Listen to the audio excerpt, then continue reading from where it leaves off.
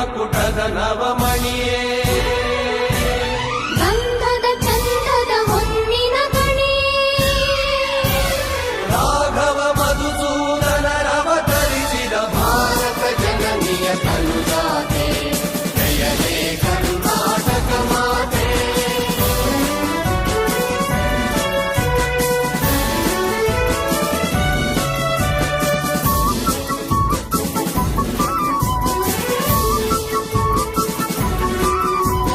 ಜನನಿಯ ಜೋಗುಳ ವೇದದ ಘೋಷ ಜನನಿಗೆ ಜೀವವು ನಿನ್ನಾವೇಶ ಹಸುವಿನ ಗಿರಿಗಳ ಸಾಲೆ ನಿನ್ನಯ ಕೊರಳಿನ ಮಾಲೆ ಕಪಿಲ ಪತಂಜಲ ಗೌತಮ ಜಿನಗುತ ಭಾರತ ಜನನಿಯ ತನುಜಾತೆ ಜಯ ಹೇ ಕರ್ನಾಟಕ ಮಾತೆ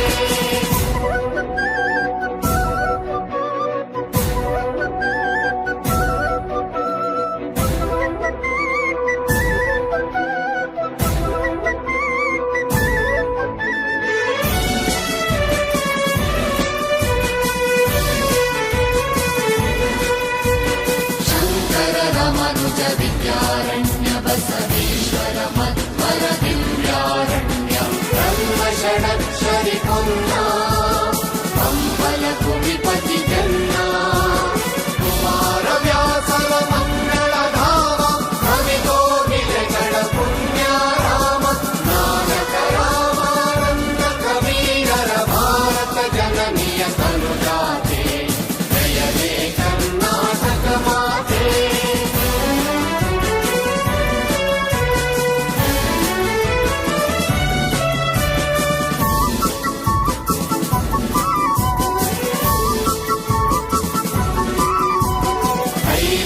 ಹೊಯ್ಸಳರಾಳಿದ ನಾಡೆ ಕನ್ನಡ ಜಗಣರ ನಚ್ಚಿನ ಬೀಡೆ ಕೃಷ್ಣ ಶರಾವತಿ ಕುಂಡ ಕಾವೇರಿಯವರ ರಂಗ ಚೈತನ್ಯ ಪರಮಹಂಸ ವಿವೇಕರ ಭಾರತ ಜನನಿಯ ತನುಜಾತೆ ಜಯ ಹೇ ಕರ್ನಾಟಕ ಮಾತೆ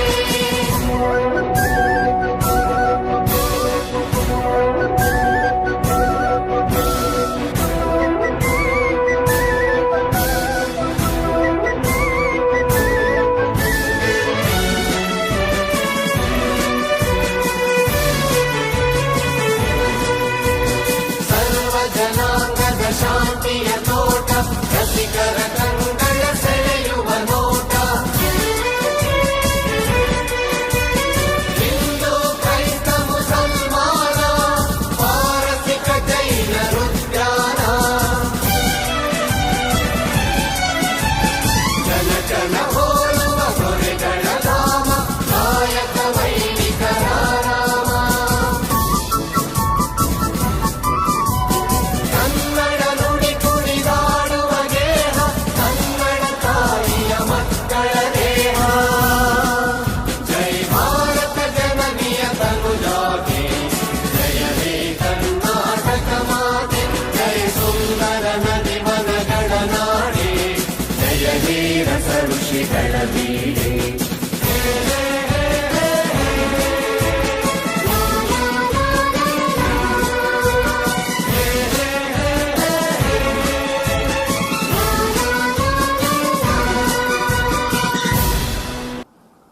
Thank you all for the celebration of the song. BCIC requests all its members to follow adequate and precautions strictly adhered to the COVID-19 protocol, all the precautions to be followed. And also we request a minute of silence that BCIC would offer its tribute to all those who lost their lives to COVID-19 and pray for the rest of the soul in peace. BCIC expresses gratitude also to the frontline COVID-19 warriors for the invaluable service that they have rendered still. A minute of silence from each one of you.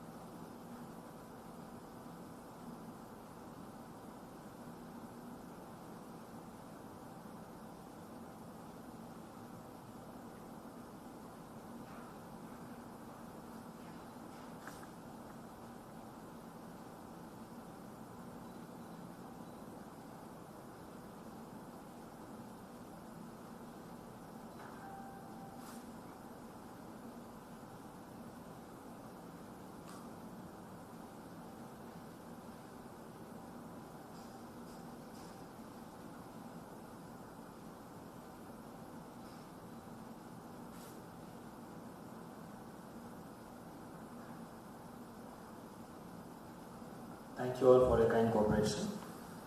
May I now request our President, Mr. K. Shekhar, to introduce the speaker for today's session and take the proceeding forward. Over to you, Shekhar.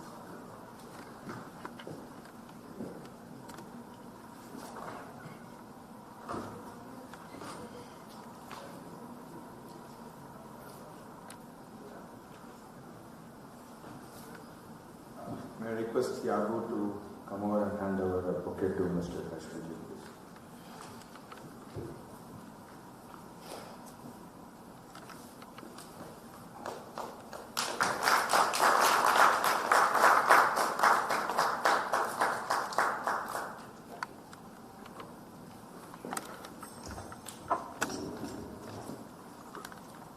Before I welcome Mr. Harish Bijoor, let me pay my humble pranams to my guru. But for those blessings, I am not at this level or this position.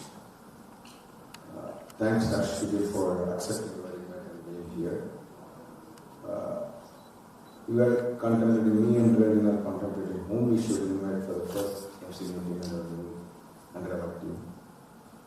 So we discussed multiple names and finally we said let us go to Mr. Harish Bijoor because today branding is the most important thing.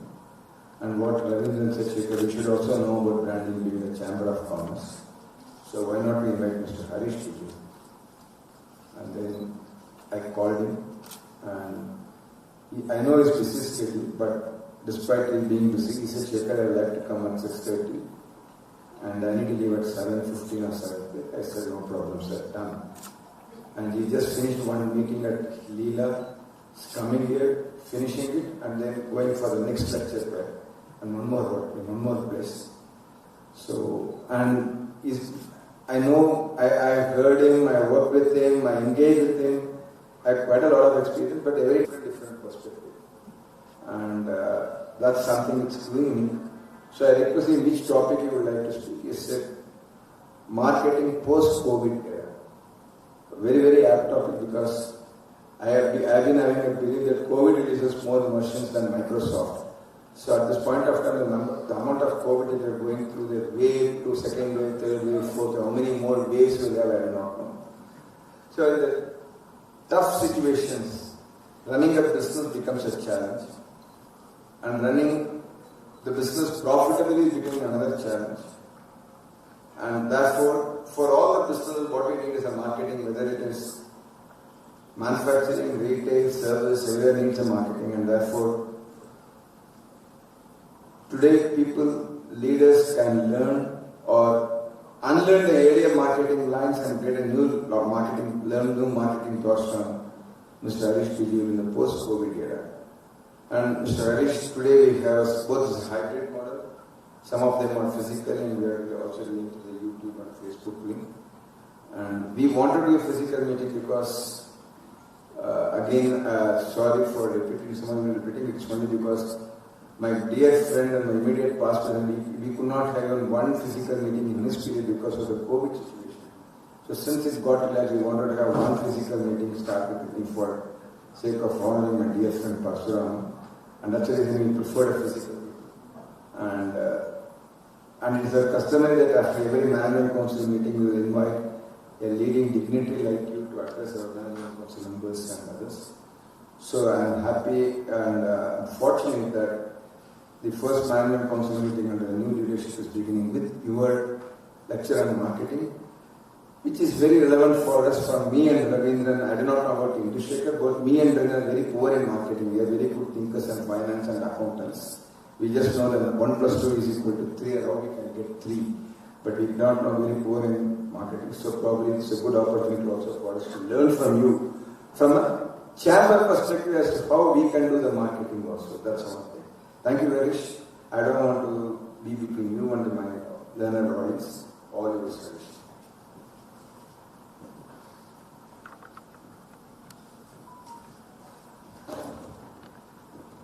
Thank you, Shekhar.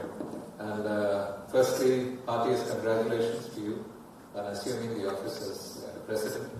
And of course, to the entire Managing Council, my heartiest congratulations to each one of you. And BCIC, and I think you're the right man at the right spot at this point of time.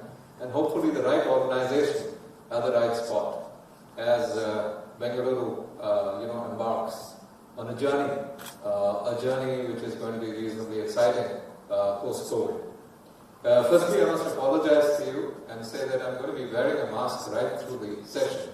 And I have a system because I've started traveling like a dervish now. All of a sudden, just with a great degree of vengeance. Because fortunately business is back. Fortunately physical business is back. And the joy of travel has also returned. And since I travel so much, my ethos has been not only for but for all the people who work within my company and travel. The idea has been to say that let's travel safely and let's try not to be contagions, people who pass on the contagion to others. So I try to keep distance as far as possible, and the mask I keep wearing all through. It's very, very uncomfortable to speak with the mask. And the sad thing is that you don't see me smiling, you don't see my expressions, and I can't see the same from you. Though I might be able to see in the case of some of you. So the other joy is that I can be in more than one place at the same time. In the sense that I could put a mask onto someone and ask them to go to the other meeting and come back. So I don't know, there is one original me and then there is a duplicate me. So I don't know whether you have got the duplicate me or the original, but hopefully we shall discuss it as we close this session. First thing is, I'm not going to use a PowerPoint session because I've always believed power corrupts and PowerPoint corrupts absolutely. So I'm going to be speaking extempore, and I'm going to be speaking to you about some of my thoughts relating to the subject which is called marketing in a post-COVID era. And something which is very, very important for each one of us, fundamentally because marketing has suddenly assumed a great degree of importance to a large number of businesses. Marketing has always been important, but all of a sudden its importance has grown. Why so? Fundamentally because COVID has brought in new challenges. So the first part of my talk, I'm going to be speaking to you about how COVID has redefined the way we market. And the second part, I'll possibly talk about the fact that, what are the new trends that you and I need to be watchful about. This may be relevant for your individual businesses, may be relevant to the chamber, in the sense that, if there are discussions on very relevant pieces, particularly the technology pieces that are going to drive the future. And I think the new challenges and the new pieces that are going to affect us on technology completely relevant to BCIC. Basically because you are a chamber which looks after a city called Bengaluru. And Bengaluru is a brand in itself, Bengaluru is a business amalgam, Bengaluru is a technology amalgam, and Bengaluru is really the New York of India in many ways. It's a melting pot, and in this melting pot there's plenty of business. And business is governed by the policy that governments lay out. And to an extent I would expect BCIC to be that watchdog, to really look at how policy is defined by governments and followed, possibly, create pathways for the city as such. So I do believe there's a great degree of relevance as far as marketing is concerned and BCIC is concerned. So firstly, let me talk about the reality of COVID Kaal, as I call it. I call it a Kaal. It is a kind of a Kaal, It is a Kaal because a lot of things changed in our lives. For the last, literally 20 months, we got locked in again and again and again. Sometimes by diktat, sometimes voluntarily. If you really look at it, I think a lot happened. And something that never ever happened in our life, in our lifetimes, happened in these 20 months. We stopped traveling. We started doing all our meetings on Zoom. We started attending webinars. We started wearing less clothes in the sense that, you know what I mean. You know how we do our meetings from home. Our wardrobe was full, and we were all dressed up and nowhere to go. That is the reality. this session, your first session, has drawn us up. And many of us in this room are possibly all talked out today for the first time after a long, long time. I don't know. How many of you are really dressed to the T after a long time? Please put up your hands, if at all. No? Okay. Maybe one, two of you? Okay. Those offline are the lucky ones because they're all sitting and it's not a two-way session, so they could be wearing anything. And most of the time it's a shirt on top and maybe a pair of shorts at the bottom. What did COVID Kaal do? COVID Kaal, the first thing that it did is it created a kind of a syndrome in our lives which was saying, shut yourselves in, shut yourselves down, and literally said, shut up. Ouch. That last one is a bit hurtful. COVID shut us. COVID shut us in many, many ways. COVID suddenly chopped our legs and said, hey guys, you were thinking a bit too much about yourselves. Hey, take it easy. So to an extent, I visualize COVID to be a kind of a pause moment in our lives. It's a comma moment in our lives. It's not a full stop moment, thankfully. But it told us that if there can be a comma moment in our lives, there can be a full stop moment in our lives. Okay? So COVID really redefined and brought humility into a lot of our lives. Humility which was missing in a lot of lives. Humility in the hearts of marketeers who used to think they were God's own folk. So all of a sudden, everybody had to rethink the way we do business. In fact, some of the innovations that you might see in your own business that you have brought in, some of the cost savings that you have actually brought in, is clear indication to say that a lot could have been done and you did a lot during COVID Kaal. So COVID Kaal did one big thing for me. For instance, when I was growing up, my grandfather would always say, young man, go out there. Yes, once upon a time I was young as well. Go out there and conquer the world. The world is your oyster. The world is your oyster. What COVID told us is, no. World is not your oyster. The oyster is your world. The oyster is your home. And the home is your world. Get locked in. I do a fair bit of work with the real estate industry, with n numbers of clients who are in the real estate space. The entire space got decimated. So we'll hear from real estate friends that they're doing very, very, very, very well. But they're doing well in the residential space at this point of time. So at this point of time, the idea simply is that, hey, listen guys, if the world is not your oyster, the oyster is your world, and the oyster is your home, you might as well improve your home, and might as well get a better home, and might as well enjoy yourself within the home. So today the home is a lot of things. The home is a place where we live. The home is a place where we eat. The home is a restaurant, because a lot of stuff that comes from outside is eaten in home.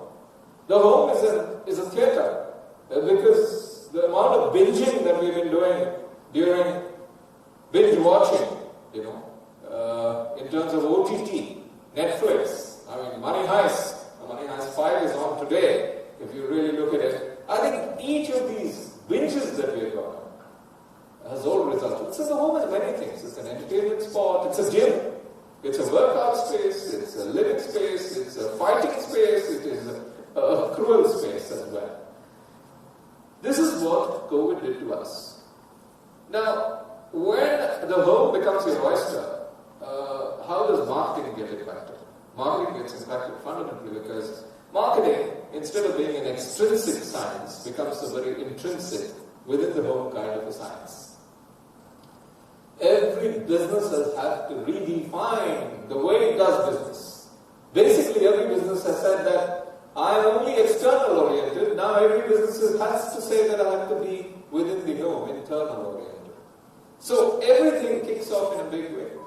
Home delivery, Swiggy and Zomato of course did a great big IPO with it, with a 26 billion USD kind of a valuation, looking at that kind of a thing. 26 billion is 26 unicorns in one day. So I think the number of unicorns grew in India. We have 68 unicorns in India at this given point of time. Okay. and everyone is a unicorn. The next hectacorn is what we are looking at. But the tech industry boom, a lot of investment came in from any number of areas and actually defined the entire scope of business to be in-home. So one thing I'm saying is, how do you showcase yourself to an in-home audience? That becomes very, very important. How do you showcase yourself to an in-home audience? Out of home is out. Now, take a look at cricket. Our cricketers lost out like nobody's business in these 20 months. Because live matches were all cancelled. Okay? And of course, the IPL happened. The last one got truncated, and the previous one got affected. And if you really look at it, even the Olympics happened. But the Olympics, if you really look at the losses due to Tokyo Olympics, I mean, the value that you can look at is humongous. You know the numbers well. If you look at it, I think you know the entire definition of sports. Cricketers didn't have cricket to play, so what did the cricketer do? He started putting out Instagram videos of cooking, of cutting his hair, somebody coloring his hair.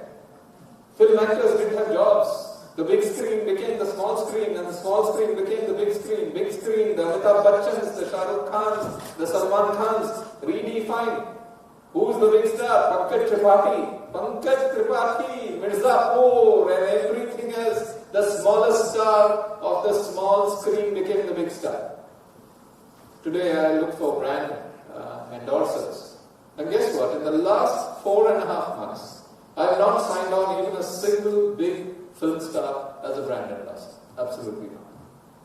I have signed on 46 small stars from OTT as brand ambassadors.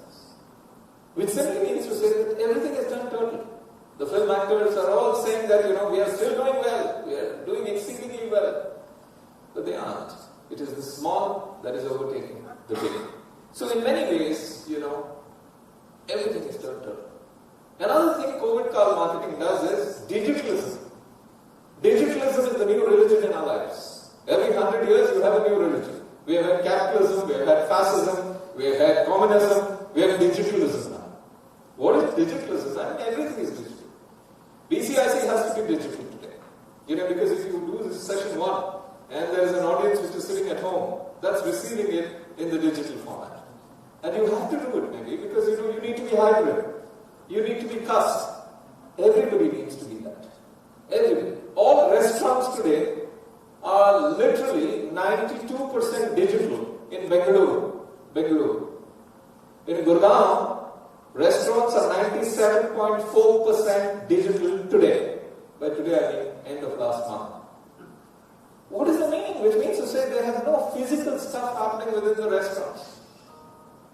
So what's really happening is everybody has to go digital, everybody has to be in Swiggy and Zomato or a premium offering. Every hotel has to deliver, Conrad delivers, Marriott delivers. So every hotel has to deliver within the home. And there are some hotels who actually send 2 of their wait staff to come and serve you at home. Totally masked, insulated, vaccinated, etc., etc. So I think everything has to go into the home. Entertainment coming into home, education, edtech. I work in the edtech space as some of you do. One of the biggest unicorns in edtech space is from this city. If you really look at it, edtech is booming and zooming fundamentally because all of them nothing else to do. Let's get ourselves educated. And let's go to Byju's and do a number of things as far as education.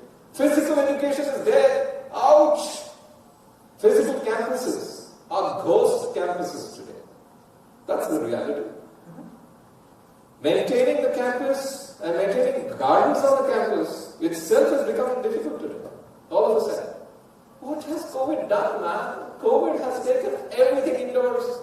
Digitalism is the new animal and digital is the way we go.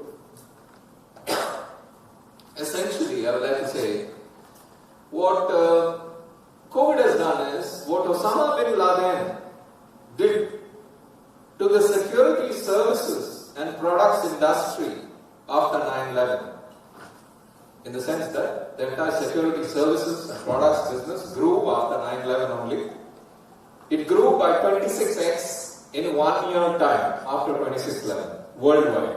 26x. That kind of growth is unimaginable for an industry. 26x. The same thing, what Osama bin Laden did to the security products and services, gave it a zip.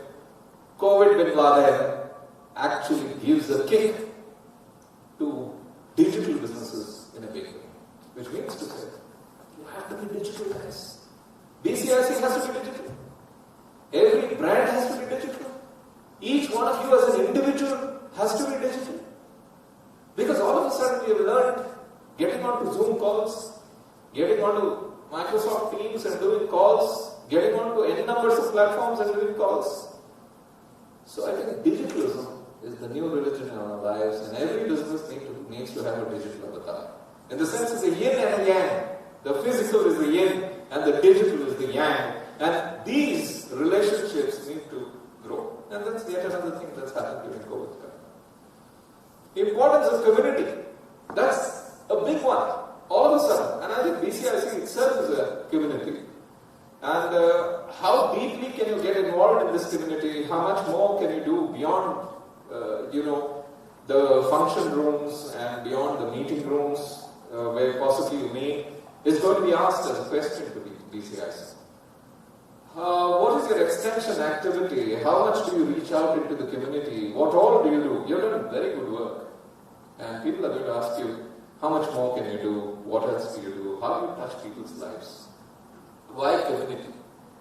Community fundamentally because, I have an analogy which I call the dengue Aedes aegypti mosquito analogy. Okay, let me give you. I put this together as an analogy when the Aedes aegypti was very, very popular in Bengaluru city and everywhere in Delhi. Dengue was a big one and everybody got dengue. The dengue mosquito syndrome is simply this. Dengue is caused by a mosquito called the Aedes aegypti. The Aedes aegypti is a specific kind of mosquito. It breathes in water and dirty spaces. And from those spaces it goes and stings people, and you get dengue and dengue spreads. So dirt, stench, squalor makes dengue spread. So if you really look at dengue is something which happens, many of us, actually there is research evidence in Delhi which says that 82% of all dengue happened within the slums of Delhi and spread to the rest of Delhi. The slums. So first of all, the key question is, why should cities have slums at all? Must cities have slums at all? Or must any place have slums at all? Now this is an esoteric question. We've been answering this for 100 years. But the point is that big cities have slums as well. But how do we big city people deal with it? I live in a gated enclave. Okay. And my gated enclave has got security guards, cameras, boom barriers which open, etc., etc. Nice gated enclave. We look after ourselves within the enclave. This is called the enclave mentality. Okay. So we look after ourselves. But the Aedes aegypti mosquito, outside my gated enclave, there are two slums. And in these slums live people who work within the gated enclaves. The servant class of Bengaluru city. They have a certain degree of hygiene because of lack of water, lack of sanitation, lack of much else. And the mosquito breeds in these slums, flies out of the slum, bites, stings the people in the slums. They get dengue, they suffer, and the mosquito does not know that this is a gated enclave, I must not enter. It flies through the gate and it goes and stings the rich people who live within the gated enclaves as well. What is the meaning of this? It simply means to say that the more endowed, the more people with greater abilities have to look after the people who don't have those abilities. You have to not only look after your gated enclave, but you have to look after the entire surrounding around your gated enclave. So if there's a definition which says that every gated enclave must take care of 2 kilometers of its surroundings, just imagine, these concentric circles will take care of the entire city of Bengaluru. Egalitarianism. And I think, looking at the ability to manage communities has been dimmed in very, very hard and harsh by COVID today. So if you really look at it, I think the importance of community is a very, very big thing. Again, community is something that must come to us naturally. It must not be pushed down our throats. I'll give you an example. I mean, I was traveling, I mentioned this at times before, I don't know if I did talk about it the last time around I was at BCIC, but it still makes for a good story. I was traveling in Italy, and there's this concept of suspended coffee. Suspended coffee. Yeah, I was traveling in Italy and I love coffee. I was going into one of the prefectures in Italy and I walked into a cafe and I wanted to order a coffee. Those days in Italy, you have to pay the money up front at the counter and then he'll give you a token and then it will be supplied to you at your table. So I went there and I ordered a cup of coffee. But no, before ordering the cup of coffee, I looked at the whole board which was there. And I'm a true blue desi. And in the sense that, as an Indian, I look and see which is the cheapest in lira terms, cheapest. So I ordered a small cappuccino, which was the cheapest of the coffees available. I was about to order and the guy says, "Sir, would you like to suspend the coffee?" Suspend the coffee? I said, I've worked in corporate life for 20 years, never ever suspended a human being even. Coffee in my head, I was thinking. I said, what is suspended coffee? He says, it's a concept, sir. The moment he said concept, my antennae rose up and said, oh, I want to know what this is. So I asked him, what is the suspended coffee? He says, sir, you're a rich man. Ouch. When somebody tells you, you are a rich man, you say, shubshubol, apshakuna. You kind of do that. I said, no, I'm not a rich man. He says, you come from India. India is a rich country. He said, that's not true. And then he says, the rich must take care of the poor. What? The rich must take care of the poor. I think I had heard my grandmother talk about this sometime, long, long ago. Okay, rich must move. How do you take care of the poor? Sir, you give me money for one cappuccino. You give me equivalent of 260 rupees Indian. I've got a good Shakuntala Devi mind when it comes to conversion of dollars to rupees, etc., etc. So I said, 260 rupees I give. You give me one more 260 rupees, and if you give me one more 260 rupees, I'll suspend one coffee. What do you do with suspended coffee? Sir, you see that board there, white board, I'll write on it, cappuccino, 1. And I saw the board, it's got cappuccino, it's got pizza, it's got 20 other things, and tally marks are there, 1, 2, 3, 4, 5, 1, etc., etc. So I said, okay. So when I looked at it, I said, what happens? He said, Italy is a poor country. Poor Italians also have a stomach and a bladder like you have. They too want to drink my coffee and eat what I offer. When they see the board outside, they will walk in and say, give me a suspended cappuccino. And I will give your suspended cappuccino which you paid for to him. I said, wow, nice. The rich must take care of the poor. Very, very nice. Now the rich taking care of the poor is okay. Now I am a true blue desi. I asked him the true blue desi question.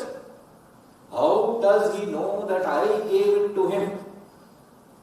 So he looks at me and says, sir, he will not know who gave it to him. Then I said, what will I get in return? Basic question. He said, blessings, blessings, blessings. Again, old Indian concept. Kainat concept. You put good into the universe, good will come back into you.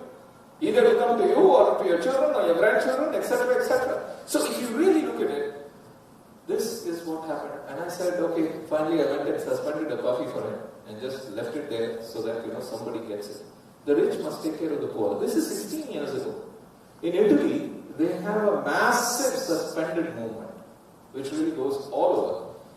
Taking care of his surroundings, a big, big imperative.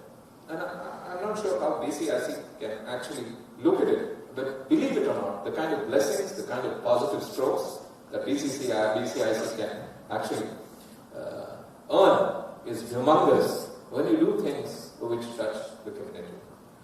The last thing is, I think, another thing that's happened is that, our people, we have all become hands-on. We don't take bullshit anymore post-COVID. We are all very, very realistic people because we are hands-on people. How many of you have done jhadu in your house in the last 20 months? Please put up your hands. I have. How many of you have done bartan in the house? Totally. How many of you have washed clothes in the house? This is something I haven't done. Okay. That's it. And if that is the case, nowadays I keep going for interviews. Levers had invited me for an interview session with very senior managers.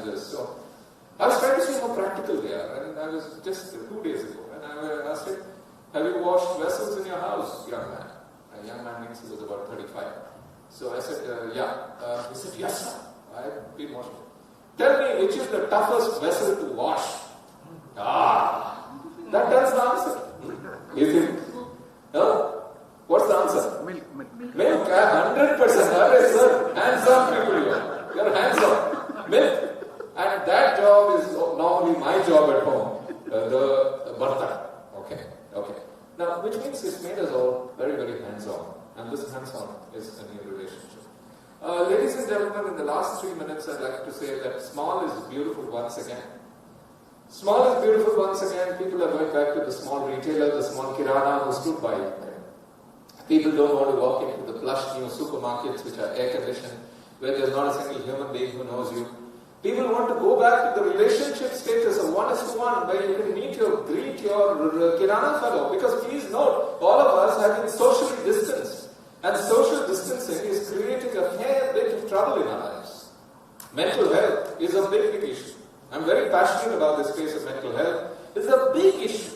And believe it or not, I think, that practice, in terms of society getting into this space and solving issues, I think very, very important for us to look at it. Relationships matter. And disintermediation is in. Disintermediation is in. The middleman is gone. Ouch! Have you noticed that? The middleman is gone. Because suddenly it's about 1:1, going straight. There is a new line of business which is called D2C, direct to consumer. Oh, wonderful. What is direct to consumer? Direct to consumer has no middleman at all. Direct to consumer is every Tom, Dick and Harish can manufacture their own brand and get customers. All I need to do is, I need to put together a brand of coffee. I put that brand of coffee, I call it Sleepy Owl Coffee. And then I put it on Instagram. Everybody who goes on Instagram orders on Instagram. I send stocks directly from my small little godown in Kengeri to entire country. And I start selling more than what Tata Coffee is selling today in packet form. Let's say. Okay. What is the meaning? It means to say that anybody can become a marketer. Anybody can go and market. Anybody can sell. Anybody can become a competition. In the old days, we did not have market access. Today, market access is provided by B2C. So the last 3 things I want to leave as thoughts for you is the 3 big developments. One is digitalism. Make sure that you have that avatar, which means that BCIC, as well as your individual businesses, must have a digital avatar with your physical. Second is D2C. Going D2C is going direct. And the third is, I'm very excited about drones. About 7 days ago, there's a new policy on drones which has been announced, which is much more liberal if you really look at it. Drones are going to be the go-to technology. And I say that, like we have ed tech, tech is a suffix, med tech, medical technology, suffix. Like that we have n numbers of things that technology is spearheaded. I strongly believe that we'll have a prefix now, which is D-tech, drone tech. D-journalism, drone journalism. D-medicine, D-delivery. This is going to become a new thing. And I think, India has taken a very, very good policy decision to ease this up, because most countries don't ease up drone technologies because we fear negative use. But fear cannot dictate the future, right? It's extremely important for us to counter all those fears by checks and balances. And I think the new policy of the government of India has done just that. So at the end of the day, I think COVID has brought all of us very, very close. At the same time, we are very, very distant in the sense that we may not meet. But at the end of the day, COVID has taught us that each one of us is no further away than one WhatsApp message. That's it. And I think over a period of time, we've enjoyed that. COVID brings new realities. Let's make the best of it and make a great future for the years ahead. And I take this opportunity to wish the Managing Council and of course Shekhar heading it all the very best for the year ahead. Thank you. I'll take some questions if there are any questions.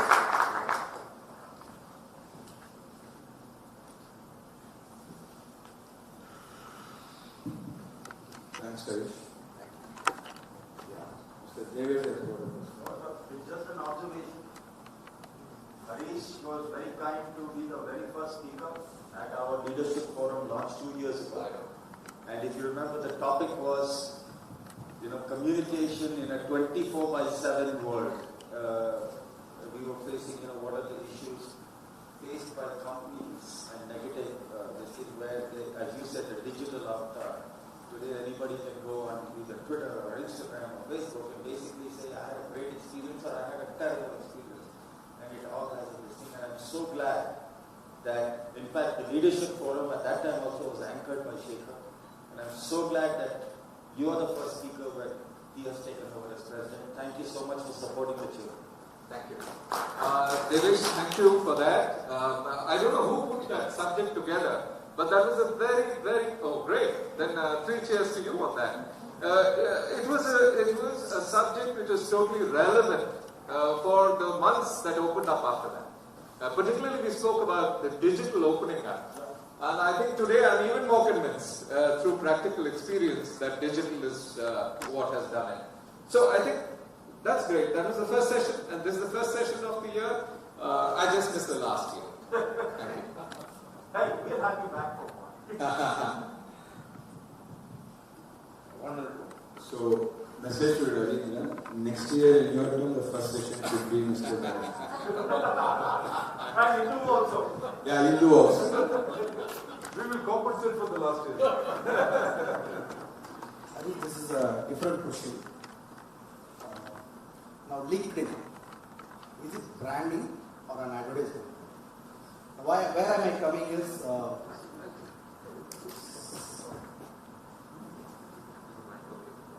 Please, yeah. where am I coming from is, there are certain professional ethics, chartered accountants, lawyers, they are not supposed to advertise or brand themselves. But if you see in LinkedIn, everything is there. So there are some questions which is coming in. Now going forward, whether LinkedIn is a tool of advertising or it's only a data, how do you see that? Yeah. Thank you. Very good question. I just did a session, 2-hour session for a law firm, one of the big law firms. We had similar issues because the Bar Council of India has a set of rules which says that you cannot do this, and you cannot be soliciting business, and that applies to a lot of firms, types of firms. And then there are n numbers of issues. I mean, the Big Four themselves have issues which are very, very relevant. This business is rotational audits, rotational moving of clients, inheritance, whether old audits are open for the new guys who have just taken over, who are much, much smaller. So it's opening up stuff. So there are a lot of challenges which come back. But the key question of yours is whether LinkedIn is a piece of advertising or is it? LinkedIn is editorializing it all. It is advertising for sure. A presence in LinkedIn by a senior partner of a law firm, that's it. Let's say there is a person out there and that person has said that he is out there and he's got an audience of 50,000 people. One word of his is enough to percolate the message across those 50,000 people. Please note that this is an investment made by those individuals consciously. Possibly at times firms have also used digital marketing agencies to put together the entire format. I was saying that I want so many kinds of followers and I want these to be the followers. So all followership is not organic, it's inorganic as well. When it is organic, I wouldn't worry about it. But when it's inorganic, when a law firm has actually paid money to people to build up the followership of the senior partner, I think that is wrong. Because that is where the Plimsoll line of ethics gets crossed. To say that if you have organic followers, that's fine. But inorganic, bot followers, that's a problem. So LinkedIn possibly has that issue. Twitter has that issue for sure. Every social media vehicle has it. For $1,000 you can buy 1,000 followers. So that becomes an issue. These questions will get answered at various fora, but these are very thin differentiating lines. So I think this will continue to flourish. Hi Harish, I'm Samira Fernandez. Very insightful, advice that you have given us and shared perspectives. You have been following and associated with BCIC for quite some time now.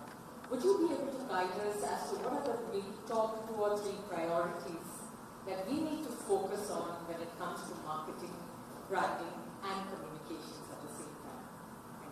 Yeah, thank you for that very good question. If you look at BCIC, it's a very old body. It has history to it. The number of people who belong to it and the kind of heritage that is spoken about is very deep. The kind of leadership which has thrown up, the kind of leadership which has brought it from outside into it, it's phenomenal. And with it, my key issue would be, you must not be about yourself. You must be not about what you are within. You should be what you are without. In the sense that by without, I mean, how are you in your external interfaces with society? Okay. Now, the external interfaces are very, very important because there are some entities which are totally external interface oriented. Okay, I belong to many years ago, 5-7 of us got together and put together something called the BCIC, which is Bengaluru Political Action Committee. So it was a PSC model. It is not meant to be political. BCIC is not political at all. It is an apolitical group of people. But we are all about touching people. Okay, so BCIC has n numbers of avatars. Be safe. I mean, it's for women and children and be 20 different things. So when you touch society externally, I think you are being recognized to be something about the external environment. When you touch industry internally alone, you're considered to be a lobby group. You're considered to be an internal group. I strongly believe that all groups of industry, whether BCII, FICCI, NASCOM, etc., must have 2 avatars again. One an internal, one an external. Being a group which represents industry is a lobby group. I mean, lobby is the wrong word to use in any environment, but I'm being open. It's a question of saying that, you can be all that, but in addition, you must have an external avatar. So there's a body, and there are the horns, and there's the tail. The horns and the tail are about external. Body, you can be 90 internal, some organizations, and 10 external. BCIC is possibly 2 internal and 98 external.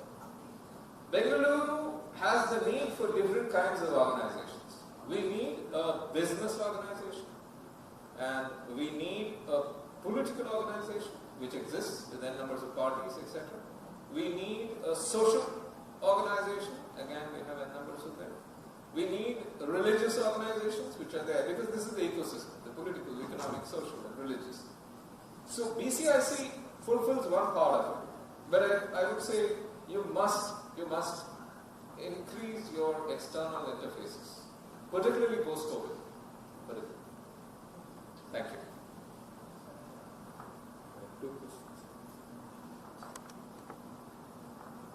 Harish, I'm Jacob Glass. You are very well explained about marketing and post-COVID, what has happened. My presumption is first wave as well as the second wave has affected MSME the most. Now, after the effect, the MSME is really good. The growth rate is very good. So they are trying to come out of this kind of first wave or second wave, all the complete patterns. Now the question here is whether the third wave is going to come or not, October end or November beginning is going to happen. God willing, it should not, because otherwise the effect on MSME is huge. If again they fall down, we will not be able to get up. What's your suggestion as far as marketing is concerned if the third wave comes for MSME? Sir, again a good question. If you ask me, I hope the third wave does not come for many reasons. I mean, I came to BCIC when the first wave was about to start. And I'm here again when the second wave is hopefully about to close. And I don't think you should invite me again. Having said that, if you look at MSME, the pain of the MSME is very, very rife with me. I work with two organizations which work in MSME sector. India is a nation of 63 million MSMEs. 63 million is such a large number. Okay. Now, many countries don't even have 63 million people, right? So if you really look at it, this entire segment is the one which has been hurt badly. Because the MSME is not prepared for any catastrophe. The MSME has been going on a business as usual format. That business unusual format, it is not used. Big companies have been able to manage that. MSME is not being digitalized. MSME has been physical as a business. And the physicality has got hurt. If a physical business gets hurt, there's a tissue paper manufacturing company, and the tissue paper manufacturing company cannot manufacture because the employees are not allowed into the factory. And therefore what happens to it? The entire thing closes down. So if this is going to be the reality, this is going to be the reality. Now, I think it's about being prepared. I think everybody's duty is to ensure that we handhold the MSME sector with great degree of care and ensure that they morph their businesses. Because in MSME, my standard advice is there is always three things in our business lives. We act like a Brahma. You act like a Brahma when you create the business.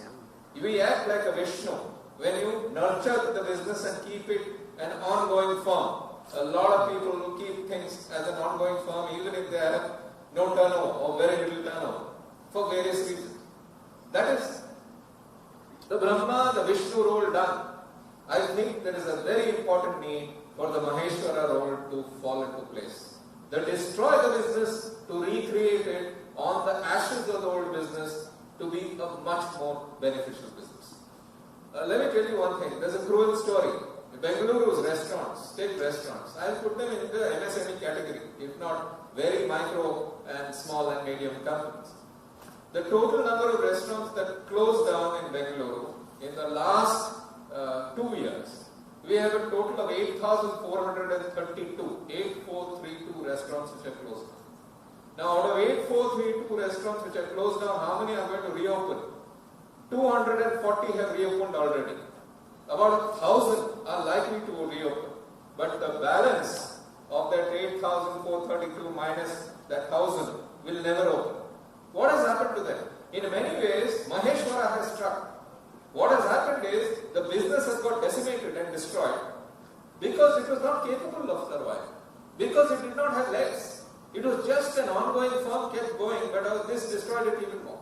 Many managements have taken COVID as an excuse to close their business in the MSME sector. Because they couldn't close the business because a lot of employees were there and they didn't know how to manage with employees. In the MSME sector, many businesses have closed down using this as an excuse. So the Maheshwara format, very important, but Maheshwara format on a proactive note, not by push to the wall note. You should be a Maheshwara out of volition. It should be, disruption by volition. Not disruption by act of God. Now this was not an act of God, maybe an act of devil. But act of God, force majeure, is a key line which we normally talk about. We didn't know what it was most of the time. Now we know what it is. Thank you. Yeah. Harish, I think you touched upon many points, but when you spoke about digital going forward, we didn't speak about this in many of our meetings. There is a divide in digital. The elderly people do not connect with digital. And post-COVID, what's really happening is if you're not in digital, you are not in business. So how does the elderly, what is the marketing strategy? Both ways. How does a person who is 65 or 60 above get into this, and what does he or she do? Because now what happens is, my nephew who's 20 years old is doing business online, he knows what's happening. But my uncle probably, who's 65 years, does not know what's happening because he lost his job or he retired. So that, as well as what does a company do to reposition itself in marketing strategy? Sure. Jagu, good question again. If you look at it, you pointed out a business opportunity for the short term. You know, long ago in the IT, I do work with an IT client, which was the leader in this space, which is the Y2K handling. When Y2K came in at that particular point of time, you know, the cusp movement, etc., it was seen to be a big business, low value, etc. The same thing goes here. If you really look at it, educating people who don't know digital, or digitizing people who are undigitized, non-digitized, under-digitized, that's a big business opportunity. This has been launched in a big way through the app format at this point of time. Because SaaS is the way we are looking at anything today. And if you look at it, it's come back again in a big way. Now, of course, SaaS has to move into some physicality as well. So like you used to have the typewriting institutes of yore, you actually have today in North India institutes which actually take care of teaching people how to do, what to do, how to digitize, how to go digital, including how to shop online. You know, totally that kind of thing. Though shopping online is the easiest of it. How to be on YouTube, how to get on a presence on YouTube, you know, etc. So this is a big, big business opportunity. Yeah. I'll take only one question more. Sorry. Just an observation. Yeah. I think Jagu didn't get a chance. In this very hotel, we had Anand Narayanan, who was previously with Mintra, and then he started, I think he was with Netman. And he was explaining to us in a similar get together the number of elderly people who started using Netmans to either purchase medication or purchase testing services or doctor consultations was extremely high. And this, contrary to our thinking that the elderly are not tech savvy, when it comes to things that they need, they are indeed very tech savvy in getting their things done. He was talking about a drastic change of how Netman as an organization was able to tap into this and change consumer behavior. Sure. Just for Jagu's information. So Harish, just final question. Thank you for a very, very insightful session. In fact, the last year we missed, but I am requesting Shekhar adequately compensate for another session. Sure. In fact, my question to you, so the physical branding had its own legacy. Like, you know, many physical activities happening, like you talked about cricket, IPL or Olympics, but it is like a flower with fragrance, no audience. The charm was completely lost. Therefore, with the kind of new religion what you introduced, digitalism, like what kind of impact that this physical branding will have? Right. Going forward. There's a very long answer to this, which I'm not going to give you, but it's a very relevant question that you raised. If you look at it, you know, when it comes to branding, there are two pieces. One is physical and the other is digital. The digital was always glossed over most of the time because we are all physical people. We are all human bodies, we have soft edges, and we are like this only. And what we like is other physical people, and rightfully so. We don't admire machines, except for your iPhones, as much as you admire human beings. And therefore, if you really look at, you know, one another, we like to emote with people who are like us. So that is soft relating with soft. So there is a piece of hard technology in between, but it's soft versus soft. But I think COVID has redefined that and said that, you know, hey, it doesn't matter. This soft piece is not relevant anymore.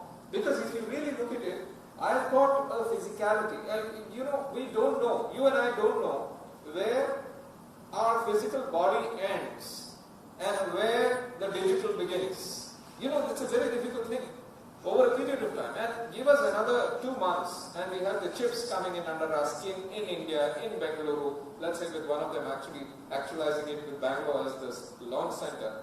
Once we have the chip within us, I mean, you know, it's even worse than now. I mean, look at it, look at yourself and myself. I live on my phone.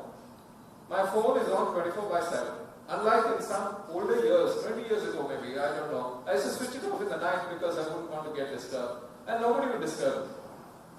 Today, 24/7. I see my phone a minimum 621 times in a single day. Ouch! 621 times, because every site is considered every 2 blinks. That is what the audit number said. That much of time. I spend more time with my phone than I spend with my wife. I'm sure that's common to each one of you. Or your husband. Normal distribution. So if you really look at it, the interaction that we have with digital devices has gone up. The number of screen hours that you and I, anybody in business is spending, number of screen hours is 2 hours 32 minutes today on the desktop. Leave alone what happens on the phone. I mean, that data I don't have. 2 hours 32 minutes on the desktop. And that's a lot. In the old days, we wouldn't use it that much. So, it really is something, growing deeper. We don't know the difference between physical and digital. There is physical, there is phygital, there is digital. Now the digital is eating into the physical, and the phygital is eating into the physical altogether. So over a period of time, we need a yin and yang with 3 circles. It's not yin yang, it's yin, yang, and digital. Because yin, one is physical, one is digital, one is phygital, and it will be growing in different manners in different personas, depending how much outdoor you are oriented, how much indoor you are. So, where does your body end? Where does the digital begin? I don't know. Thank you.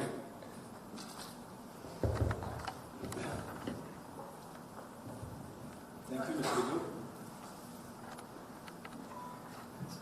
What an exhilarating session this has been. And this certainly requires a standing applause at the end, after we finish.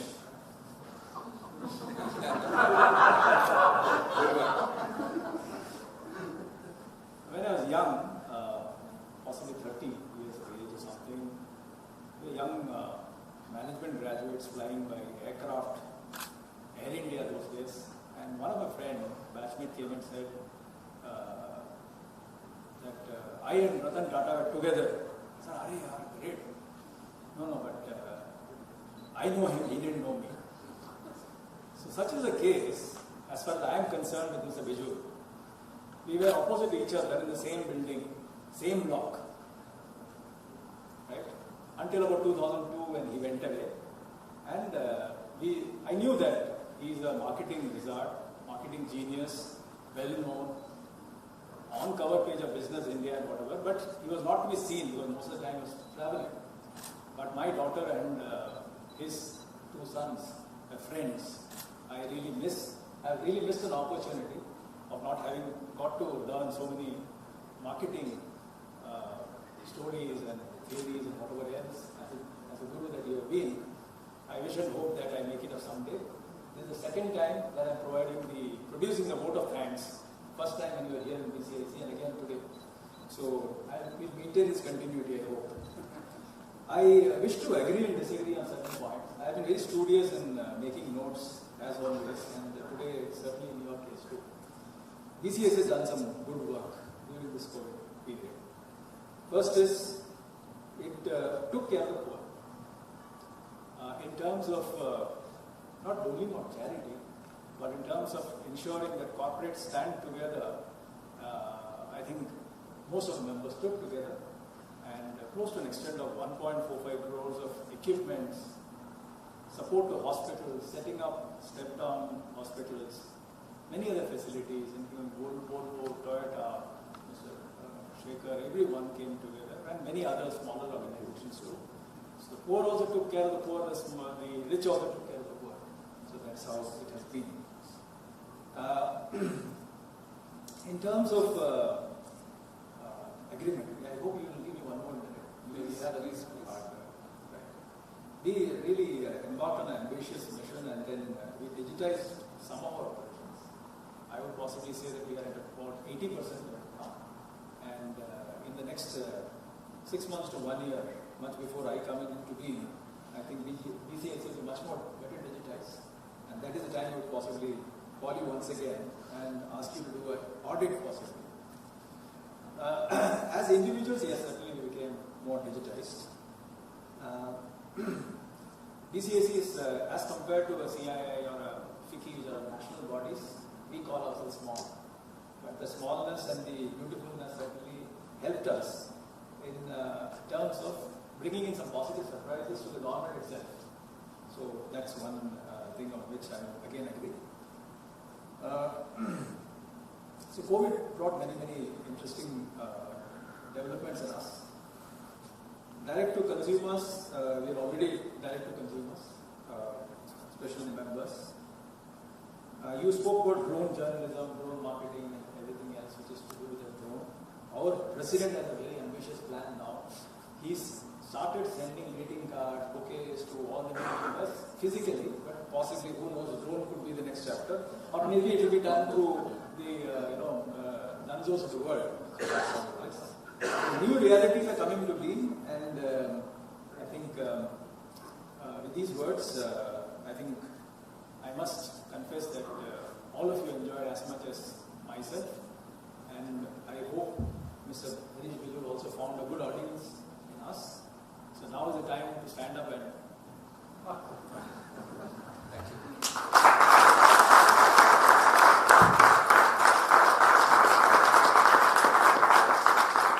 you will kindly be seated, and now I will request Mr. Devesh Agarwal to kindly present a memento on behalf of our chamber to his good friend, Mr. Harish Bijoor.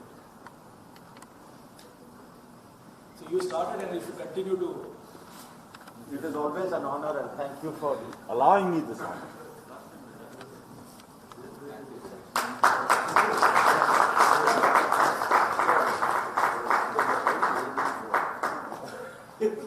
Okay, mask down. थोड़ा सफेद दाढ़ी आ. You talk about marketing. Wow, oh, that's a nice one. Yeah. This graph is nice. So nice.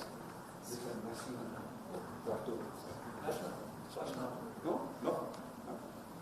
After sunset, no national anthem. So please join us for dinner. Thank you, Harish. Bye. Thanks. Lovely.